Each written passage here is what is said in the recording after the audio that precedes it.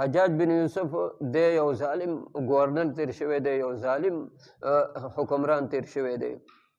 دی داسې بار په سیل باندې چې دی نو لاړ، ښکار لا دی له لاړ، نو یو بانډچي مخې له راغی. هغه دی نه پېژانده، د من دی هغه خپل هغه تغمه یا خپل هغه وردي هغه ورسره هغه چې دی نو نه وه.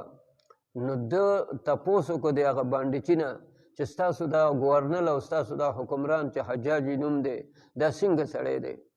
ده وی دا خو ډېر لوی ظالم سړی دی، دا خو ډېر لوی چې دی بد هغه چې دی نو هغه دغه سړی دی. نو ده ورته خپل هغه پاسه چې کومه لباس و هغې لاندې د مشرۍ هغه علامه وه، نو هغه ګریوان یې ورته داسې ښکاره کړي دا څه شی دی؟ هغه ویلي دي که نه وي؟ ځکه چې هلته خو یو په یو طرف ته بانډچي و او بل طرف ته دی او فوج او پولیس ورسره نه وو. نو ویلي دي که نه دغه ته حجاج یې کار څه وکړې؟ ته یو ډېر بد سړی او حجاج بن یوسف تپوس تا وکړه او هغه ډېر غټ چې دی نو ظالم دی او داسې ډېر بدې خبرې وکړې. بله ورځ یې ته پولیس ولېږل، هغه بانډچي هغه یې راوبله او هغه یې خپل دفتر ته، هغه ته وی څنګه تا زه وپېژندم؟ هغه ورته وی دغه ګورنر صاحب نبي علیه السلام فرمایي المجالس بالامانه، مجالس دا د دې دارومدار په امانت دی. هغه زما ستا په منځ کې میره کې چې دی نو یو خبره وه او په دشته کې چې دی نو یو خبره وه، هغه اوس د هغې څرګندول دا نبي علیه السلام دا به نه څرګندوي. هغه والا 10,000 انعام د درهم هغې ورکړه چې تا ته د نبي علیه السلام حدیث یاد دی، تا ته دومره لویه مسله هغه یاده ده، د نبي کریم صلی الله علیه وسلم درته دا حدیث هغه یاد دی.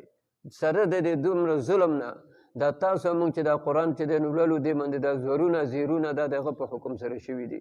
هغه وی چې دا خلق دا مسلمان شه، دا عجم مسلمان شلو، دو په عربی نه پوهېږي، دو دا تلفظ نشي کولی، نو د هغه په حکم باندې دا زورونه زیرونه هغه چې دی نو شوي دي. مونږ چې دا نن قرآن لولو، بیا قرآن کې د موسی علیه السلام یو واقعه راځي چې خضر علیه السلام او موسی علیه السلام دا دواړه دو چې کله لاړه یو ښار ته یو کلي ته، نو استطعم اهلها فابوا ان یضیفوهما، چې هغه دو دا مطالبه وکړه چې مونږ میلمانه یو، مونږ له چېرته څه شی هغه راکوئ، هغو میلمستیا ورنه کړله.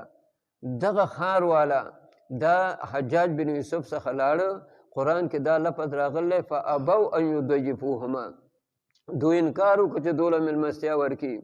دو ورته وی چې تاسو چې دا زرونه او زیرونه او دا ټکي خو تاسو چې دی نو لګوئ، نو دې ځای کې د فابوا په ځای باندې فاتوا ان یضیفوهما.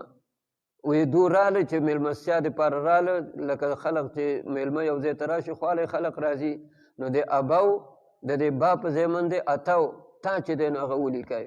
هغه ورته دا څنګه خبره ده؟ زه نور خپلې مرضا باندې کارونه کوم، لیکن قرآن کې هغې کې زه ګوتې چې دی نو نشم ولی، او نه قرآن کې چې دی نو تحریف هغه زه کولی شم.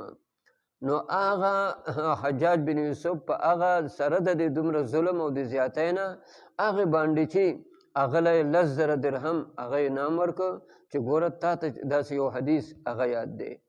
نو زمونږ خلق چې کله دا جرګۍ زمونږه یا چې دی نو میټینګي یا چا سره زمونږ یاري دوستي دا خبرې اترې هغه وکړو، نو تاسو ته مخکې ما هم ذکر کړي چې سبا لږ غوندې اختلاف راشي، نو هغه ټول رازونه فاش کړو، هغه ټولې خبرې چې ده خو ما ته داسې ویلي وه، ده خو ما ته داسې ویلي وه، ده خو ما ته داسې ویلي وه، دا خبرې چې دی نو خلک ګڼي نه، خو دا ورپسې لیکلی کېږي.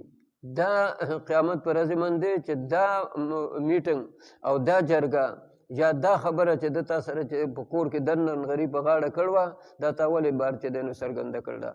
ها هغه خبره چې هغه د څرګندولي نو هغې کې بیا دغه ګناه نشته، ولې چې هغه بل سړی په دې خبره باندې خفه کېږي، نو موږ خو هغه خبره څرګندو چې پرې خفه کېږي که نه، ځکه اختلاف چې دی نو راشي. خاص کر دا سیاسي خلک کله چې دو د یو پالټۍ نه وځي، کله چې د یو ملګرتیا نه چې دی نو وځي، نو بیا دغه ډرامې او دغه پروپګنډې او دغه خبرې هغه کوي. نو ګوره دا ډېر غټ چې دی نو جرم دی، دا که ملا کوي هم جرم دی، که دا یو سیاستدان کوي هم جرم دی، چې ته کله یو پالټۍ کې وې، ستا یو پالټۍ سره یو سړي سره لار وه، نو هغه ښه سړی و، ته ورسره ګرځېدې، نن چې ته چې دی نو هغه خلاف شوې، ته اوس هغه خبرې چې دی نو هغه کوي، نو دا ده پسې لیکلی کېږي.